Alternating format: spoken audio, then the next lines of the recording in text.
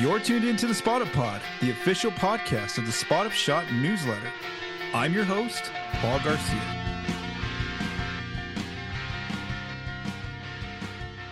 Good morning.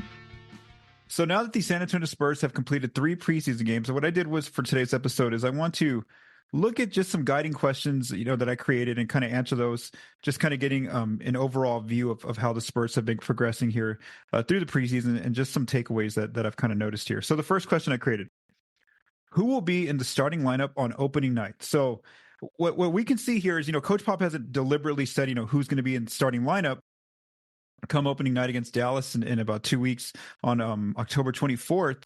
Well, he actually has been very clear in saying that Wemby's definitely going to start. So that was back on media day.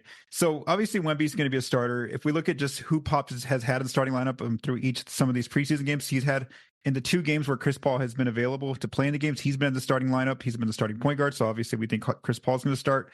And then the 3 players who have played in every single preseason game and started there at like the wing and forward positions are Julian Champagnie, Harrison Barnes, and Jeremy Sochan. So again, based on the evidence of these first three preseason games, it looks like this is going to be the starting lineup to start, the regular season here, unless something changes dramatically in these next 2 preseason games, with Champagnie basically getting that spot of Devin Vassell until Devin Vassell gets healthy enough, at some point, hopefully in November for the Spurs.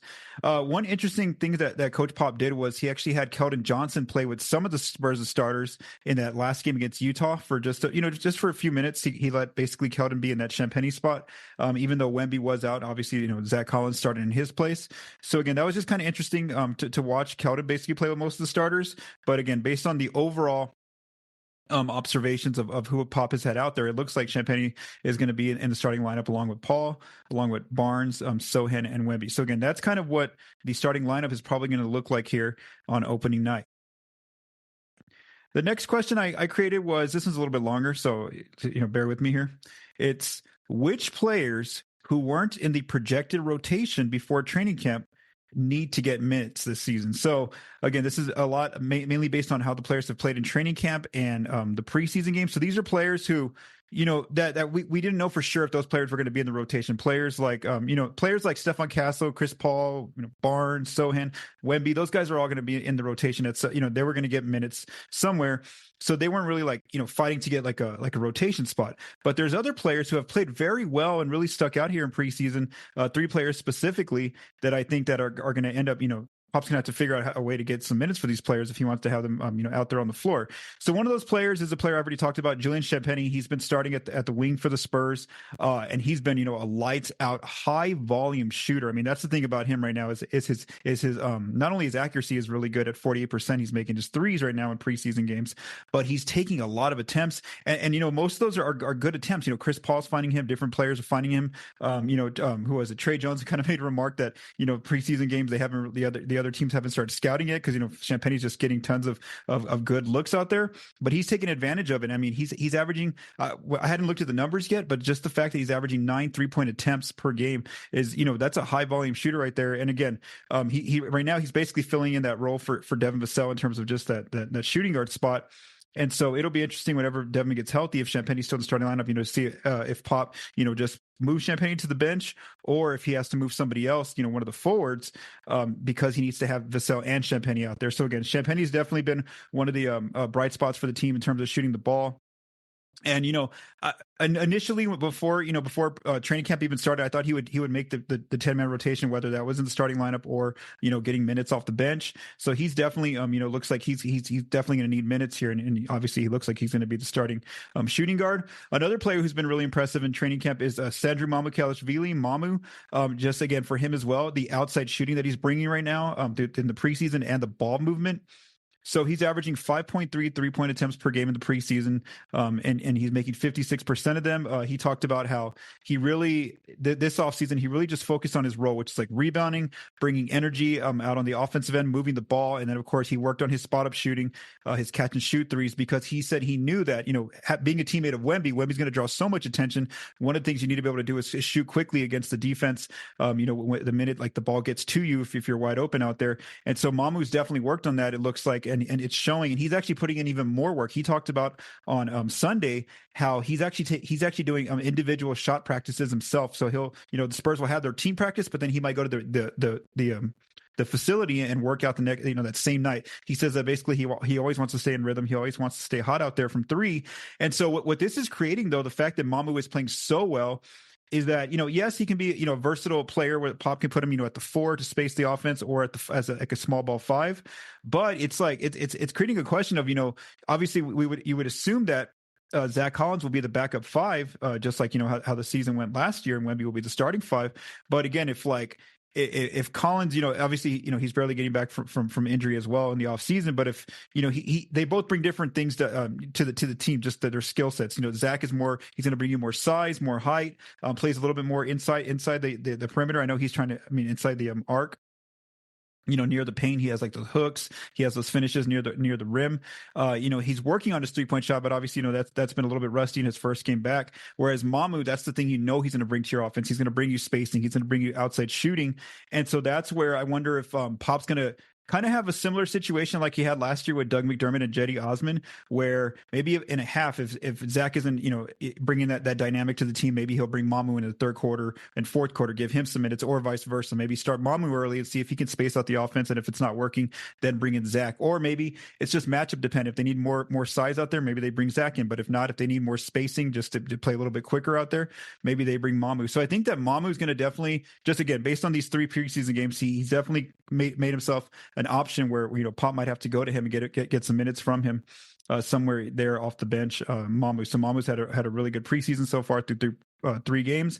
And then another player who's playing at a very packed position is Blake Wesley. So obviously we know the Spurs have a lot of point guards on this roster. They have Chris Paul starting. They have Trey Jones off the bench. They also have Stephon Castle, who can handle the ball, and he's shown that he can run the offense as well.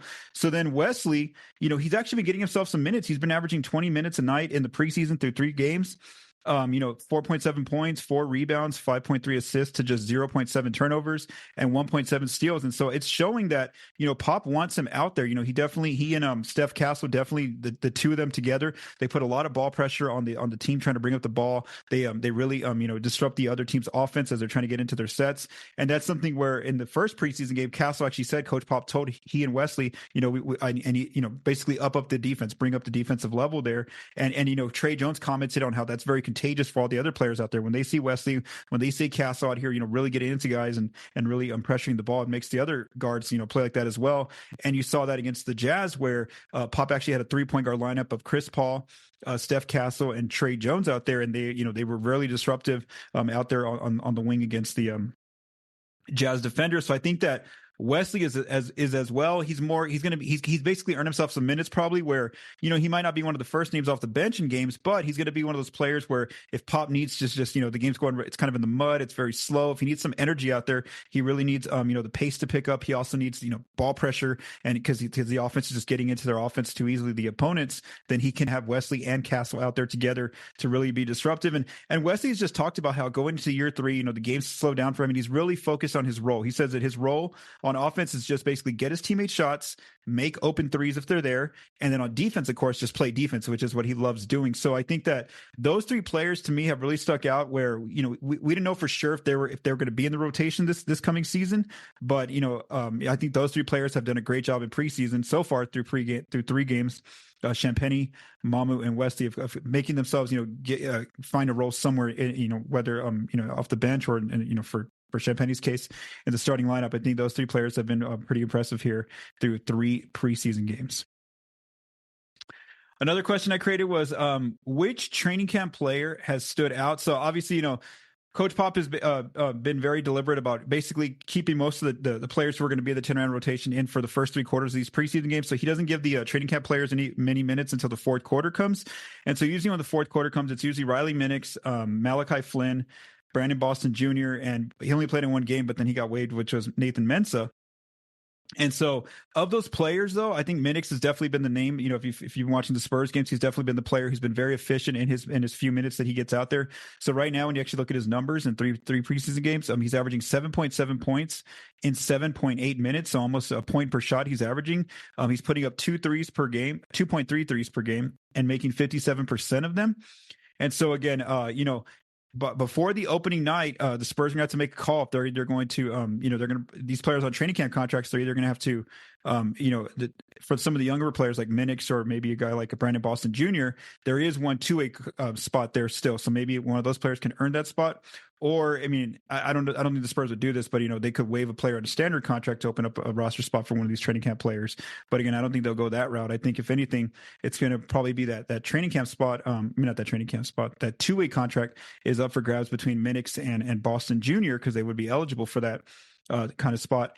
And right now, Minix has been very impressive in his few minutes. Even Pop was commented about Minix, where he basically said, he didn't know who he was going into training camp, but he's really made him notice. He said those words, he's made me notice, is what Pop said there about Minix. And then another player who just got added on Sunday to the training camp roster is Isaiah Miller. But I think he's probably going to be a player who's probably going to be on the roster just for a short while, probably gets waived, and then that way he can play with the Austin Spurs in the G League is more so where I think that Isaiah Miller, a point guard, will end up playing in Austin this upcoming season.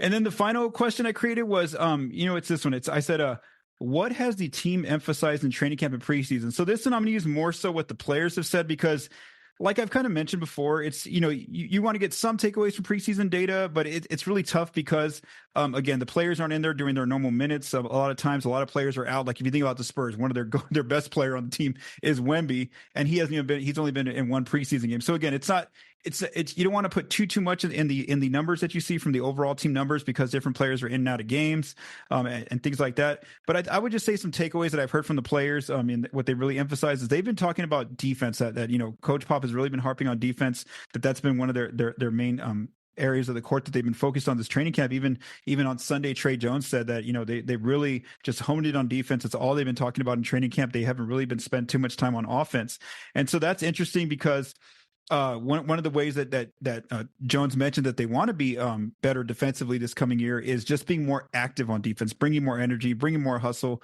For the guards, he mentioned players like Chris Paul, Stephon Castle, Blake Wesley. They want to bring more disruption to the other team's offense, where they want to put more pressure on those teams. They want to get into passing lanes, and they feel that they can do some of those things now because obviously they have Victor there in the paint ready to protect them in the event that their matchup gets by them. And then something else that Jeremy Sohan and Zach Collins have said is that, they also need, the team needs to, the other four players on the court, they need to protect Victor, where if Victor's going in, to swat an attempt or deter someone that's trying to drive, then they need to, the front court defenders and the other players on the team need to be ready to either cover his man or be ready to make rotations in case that the ball gets kicked back out. Because obviously we've already seen this before, that Wemby makes players kick the ball back out, and the ball just flies around the perimeter because nobody wants to go inside against him. So again, I think that's just been the big takeaway in terms of what the players have said.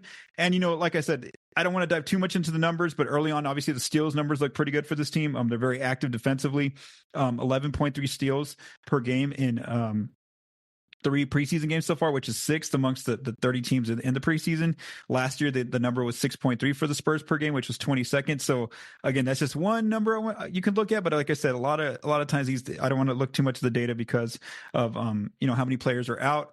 I would also say that the Spurs' volume of threes is also something offensively that we've seen, where they're taking a lot more threes so far through 3 preseason games. But like I mentioned, Wemby's only been in 1 game. Also, Devin Vassell, one of their key shooters, has not been in any of these games yet because he's been injured.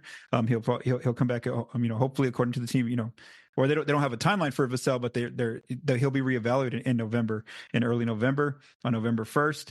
So just what I've seen so far, again, through 3 preseason games, 46% of their shot attempts are coming from 3, whereas last year that was 40%. So again, very early on, they are showing that they are taking more threes here in terms of their percentage of shots.